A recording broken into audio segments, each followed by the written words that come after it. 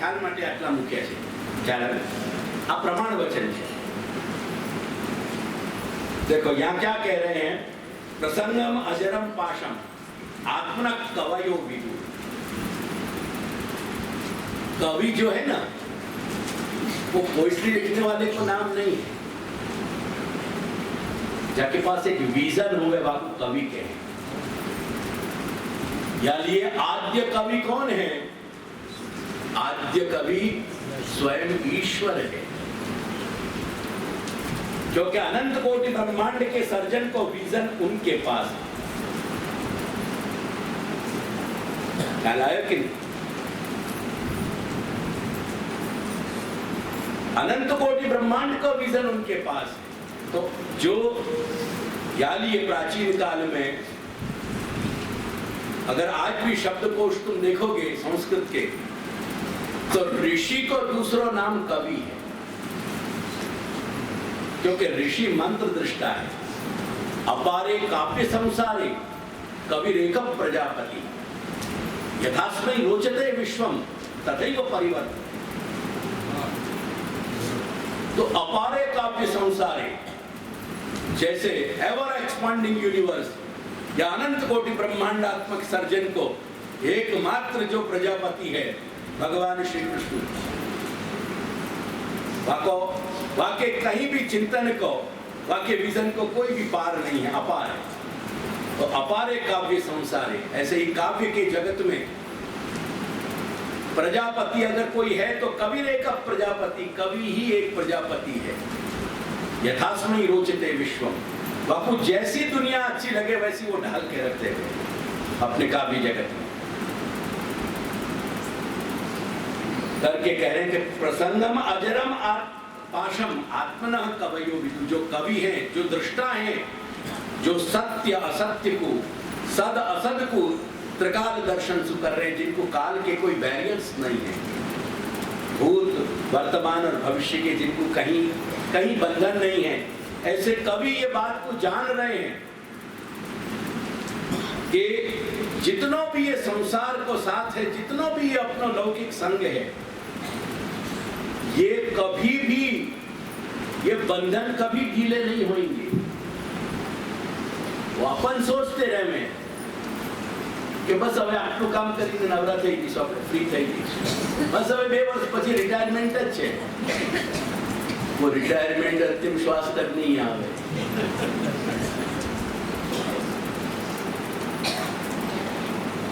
वो कभी नहीं आ पावे. तो अजर है या कुछ जरा या कि बंधन ढीले नहीं पड़े, या कि जो रस्सी है वो गले नहीं है कभी समय के प्रभाव से. अजर है.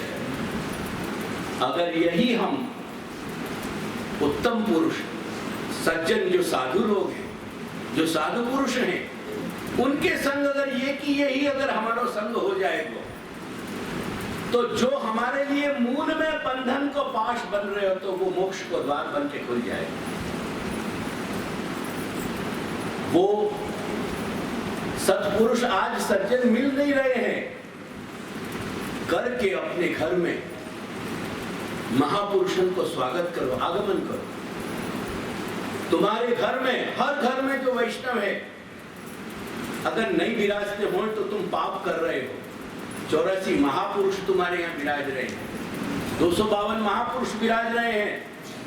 प्रतिदिन संकल्प करके एक के भवन में जाओ, तुम उनको आज्ञा लेके, आदेश लेके कि हम आपके अंदर घर में आवे या भवन में आपके प्रवेश करें हम, और उनके संग तुम अपना संग करो. ऐसे ही जितने महाप्रभु की वाणी है, शास्त्र की वाणी है, या वाणी को तुम अपने घर में महापुरुषों की तरह पधराओ. ये एक एक पंक्ति जीवंत महापुरुष की तरह विद्यमान विराज रही. इनके चरणन में बैठो, इनको संसार करो, तो मोक्ष को द्वार अपने आप खुल जाएगा. बाकी जा सत्संग के नाम पे तुम भटक रहे हो और एक दूसरे को, हमारे यहाँ ब्रज की कहावत है कि थूक के चाट रहे हो. ये तुम्हारे यहाँ की प्रशंसा हो ना एक दूसरे की, वो थूक के चाटने की. एक ने थूके वो दूसरे ने चाट लियो, और दूसरे ने जो थूके सो तुमने चाट लियो. ये थूक के चाटनो बंद करो भक्ति मार्ग में. प्रपत्ति मार्ग में मैं अपनी दुनिया की बात कर रहे हूं, मैं श्री दादाजी के सेवकन की बात कर रहे हैं।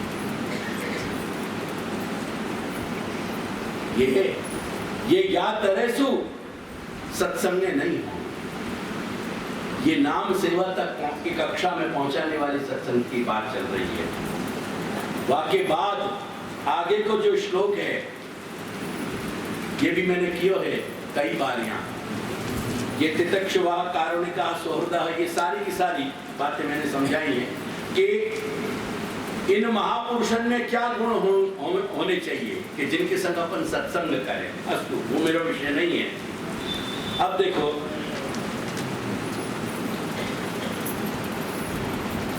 या के बाद जो 4-5 श्लोकन को संदर्भ है वो मैंने यहाँ नहीं दिया, लेकिन प्रसंगम अजरम पाशम, ये बात मैंने अभी जो समझा है, जय श्लोक को अर्थ। वाके बाद देवानाम गुणलिंगानाम।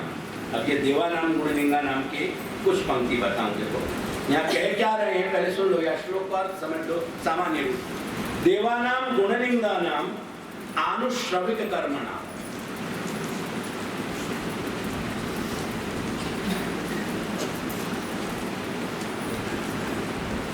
जो हमारी दैवी इंद्रिय हैं उनके लिए देवानाम कह रहे हैं। ये देवतान के लिए नहीं है, वैसे भी इंद्रिय के अधिष्ठाता देवता देवता ही होंगे, लेकिन देवानाम यानी हमारी जो दैवी इंद्रिय हैं, तो ऐसी जो दैवी इंद्रिय हमें वो उनको चिन्ह क्या हो गए, आनुश्रविक कर्मणा। आनुश्रविक वो शब्द है, आनुश्रव क्या है, अनुश्रव।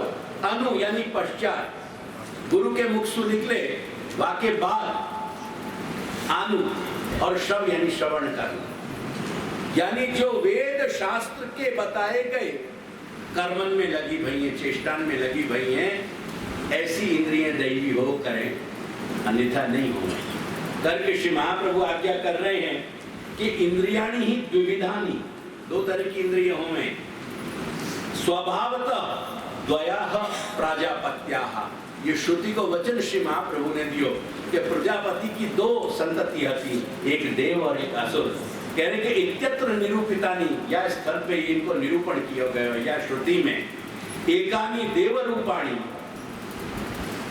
एकानि असुर रूपाणि, यानी अलौकिकम, जो इंद्रिय अलौकिक वेदोक्तमेव कर्म ज्ञानम व जनयंती,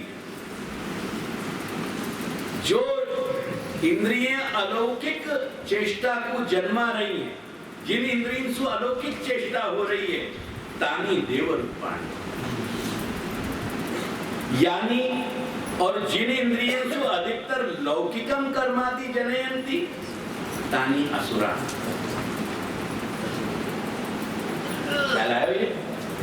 या के बाद यहाँ कह रहे हैं कि देवानाम गुणलिंगानाम आनुश्रविक कर्मणाम, ये गुणलिंगानाम मतलब समझे ना, जो अपनी ज्ञान इंद्रिय हैं उनके लिए गुणलिंगानाम कह रहे हैं कि जिनमें शब्द रस रूप इत्यादि को पहचानने को, स्पर्श करने को, उनकी अनुभव करने की सामर्थ्य है, वो 5 हमारी ज्ञान इंद्रिय हैं। तो ऐसी जो हमारी इंद्रिय हैं मनुष्य के अंदर रही हुई, यदि वो दैवी हैं, जो अनुश्रविक अलौकिक कार्य में क्रिया चेष्टा में लग रही हैं, सत्व एव एक मनसो वृत्ति, और देयरफॉर उन इंद्रियों की चेष्टा के परिणाम स्वरूप सत्वैक प्रधान, जो निर्गुण मूर्ति है भगवान श्री कृष्ण, वो एक उनमें एक एव मनसः, वही मन जहां जाके चौंट गए हुए, और जो वृत्ति स्वाभाविकी है, स्वभाव से जन्म ले रही है, बाकी ये तुमको जोर जबरदस्ती कहीं नहीं करनी पड़ रही। ख्याल आ रहे हो कि नहीं? जैसे उड़ जहाज को पंछी उन जहाज पे आ गए, बात तरह से स्वाभाविकी तुया अनिमित्ता, तो वह वृत्ति जो है, काय की वृत्ति, मन की वृत्ति, हमारा मानस, हमारा भाव जगत अगेन उन्हीं बातों पे ध्यान दीजिए। हमारा जो मानस जगत है वो वृत्ति, मन को फंक्शन, वहां को पहला गुण होना चाहिए स्वाभाविकी, दूसरा वहां को गुण होना चाहिए अनिमित्ता, कोई निमित्त सु नहीं, love for the sake of love, ईश्वर सु, हमारे स्वामी सु, मालिक सु हमारा प्यार है, प्यार के हेतु सु प्यार है, प्यार को कोई हेतु नहीं हुआ है, अनिमित्ता। ऐसी जो भागवती भक्ति, वो जो भगवान में हो रही है, वो वृत्ति को नाम भक्ति है, जो स्वाभाविकी है और अनिमित्ता है। और वहां में क्या उत्तमता है? सिद्धेर गरीयसी, गरीयसी यानी महान होना, बहुत वजन वाला होना, जो अपुनर्भव रूप सिद्धि है, मोक्ष रूप सिद्धि है, वासु भी ज्यादा उत्तम कोटि में। भक्ति, अनिमित्ता भक्ति, स्वाभाविकी भक्ति, वो सिद्धि यानी मोक्ष सु भी ऊपर के कक्षा की है। सिद्धेर गरीयसी, वो क्या करे? जब वो वृत्ति विकसित होने लगे मानस में भक्त के, नाम सेवा की बात चल रही है अपनी, जब वो विकसित होने लगे, जरयति आशु या कोशम, जितने भी हमारे अन्नादिक कोश हैं और जिनके कारण हमारे टोटल ऑर्गेनिज्म में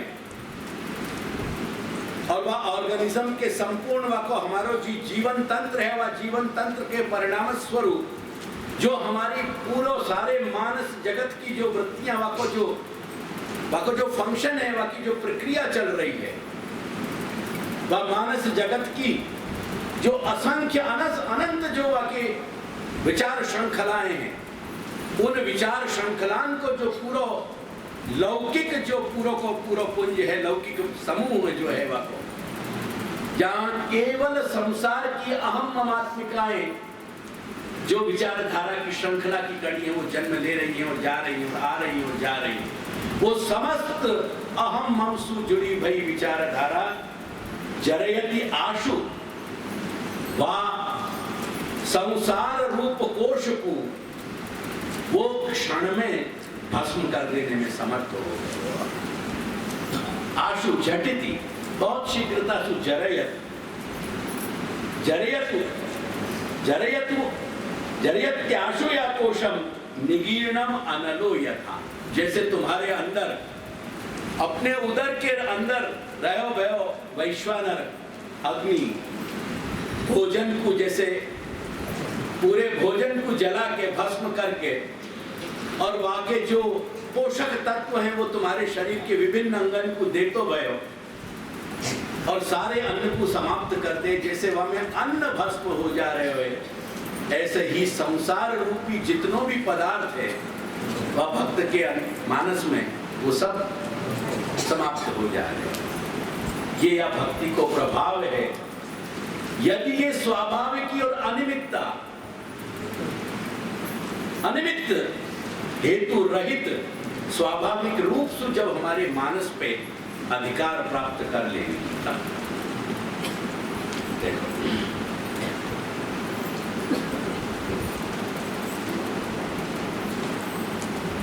मनोपि द्वैतम, यही संदर्भ में श्री महाप्रभु आज्ञा कर रहे हैं कि मन भी दो तरह को है, दैवासुर विभेदे, तत्र आसुरम संकल्प विकल्पात्मकम नाना भावापन्नम, अगे दिन निरंतर संकल्प विकल्प चलते रहे, जो अपने मानस को यदि पूरा अपन ग्राफ निकाले तो हमें यही आएगा और कुछ नहीं।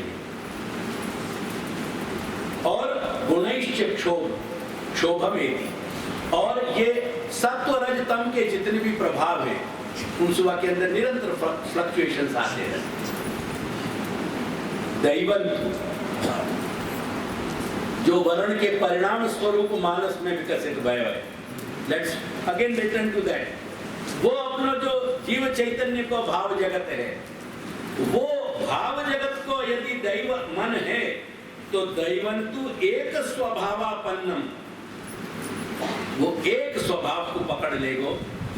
मननात्मकम एव, यानी ये मननात् मन कह जा रहे हो कि जो मनन कर तो रहे वो मन है। ये भी मन को एक लक्षण।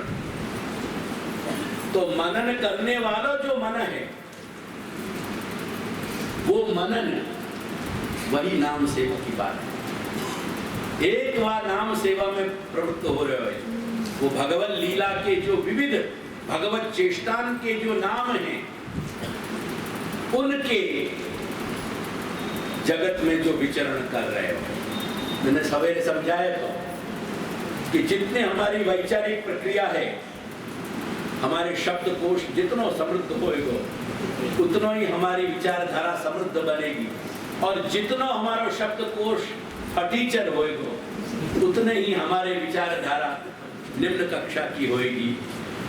तो निरंतर भगवत कथा के, भगवत लीला के श्रवण मनन चिंतन, वो जैसे जैसे भगवत संबंधी, भगवत चेष्टा संबंधी सर्ग विसर्ग स्थान पोषण ऊति मनवंतर ईशान कथा, आश्रय निरोध मुक्ति और आश्रय, ये 10 विध श्री भागवत के सागर में जैसे जैसे शब्दकोश आंतरिया मानस जगत को निर्मित हो तो चलो जाएगा, ऐसा ही लीला चिंतन को बृहद आकार हो तो चलो जाएगा।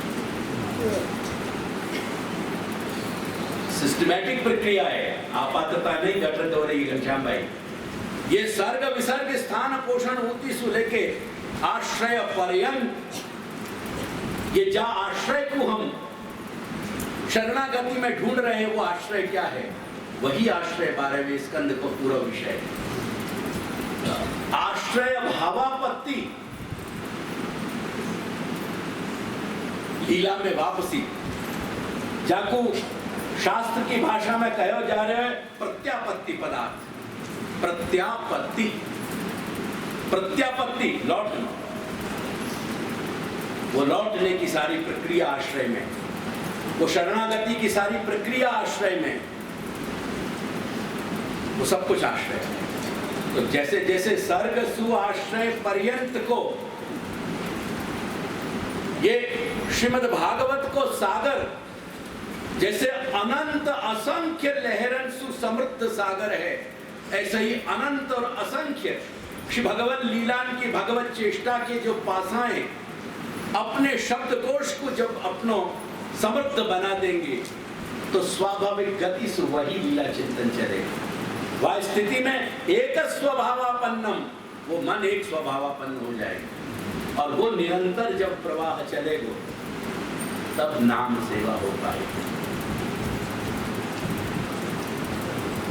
ख्याल आयो? अब अपन तीसरे वचन को देखें। वो नाम से भक्ति मार्ग, या तो नाम है भक्ति मार्ग, ये नाम सेवा का। देयरफॉर ये भक्ति के एलिवेशन पे है, वहां तक एलिवेट भाई।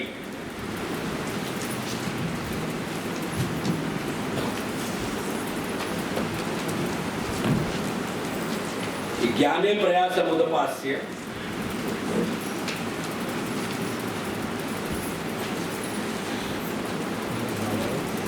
भगवान के वैश्यन को,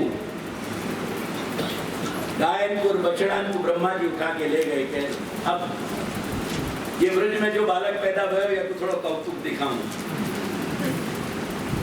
वह जगत को जो प्रजापति बन के बैठे हुए वह ब्रह्मा को भगवान ने कौतुक दिखा दिया कि तू क्या मुझको कौतुक दिखाया है, पहले मेरा कौतुक देख ले। और जा वक्त वो कौतुक घटित हो गए, नवमी जीते ब्रह्मपुषे, हे इडियट, तेरे से अधिक पूज्य कौन हो सके? तेरे सु तो सु अधिक पूज्य हो कौन सके? नवमी जीते ब्रह्मपुषे, हे अब्रह्मपुषे, दैदीप्य मानस नखशिख कोटि के अंदर लावण्य में स्वरूप धारण किए भय, और क्या कहा जा सके? ये ब्रह्मा नमन कर रहे हो। नवमी जीते ब्रह्मपुषे,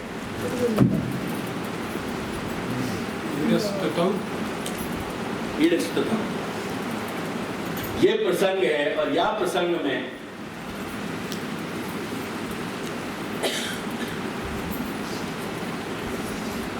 श्री महाप्रभु ने बहुत इंपॉर्टेंट स्टेटमेंट दिया है, जो ये नाम सेवा को मूलभूत आधार है। ज्ञाने प्रयासम उदपास्य नमंत एव जीवन्ति सन्मुखरितां भवदीय वार्तां स्थाने स्थिताः श्रुतिगतां तनुवां मनोभिः ये प्रायशो अजित जितोप्यसि तैस्त्रलोक्या। हे अजित, तू अजित है तो कुछ जीत्यो नहीं जा सके, और जो किंकर बन के तेरे चरण रज सु लिपट जाए ना, वो तो को भी जीत ले, वो तो को भी जीत ले। कर के कल मैंने कही कि वो दान देना उनकी मजबूरी है और मांग लेना हमारा हक है।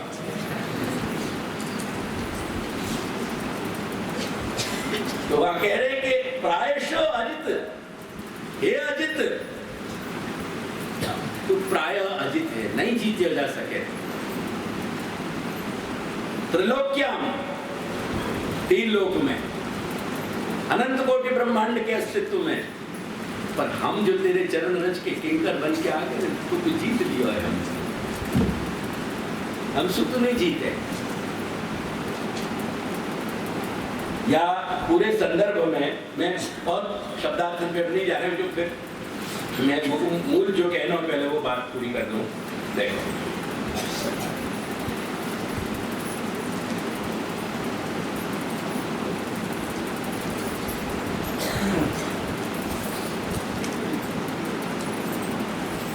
भगवता स्वस्य च ज्ञानम द्विविधम। ज्ञान कैसे है? दो प्रकार, एक भगवान को और एक स्वयं ईश को और जीव को। तत्र स्वगा ज्ञानमपि भक्त्यैव भवति। अपनी पहचान भी यदि मनुष्य को हो पावे ना, वो न तो ज्ञान मार्ग करा पावे, न कर्म मार्ग करावे, वो भक्ति मार्ग ही करा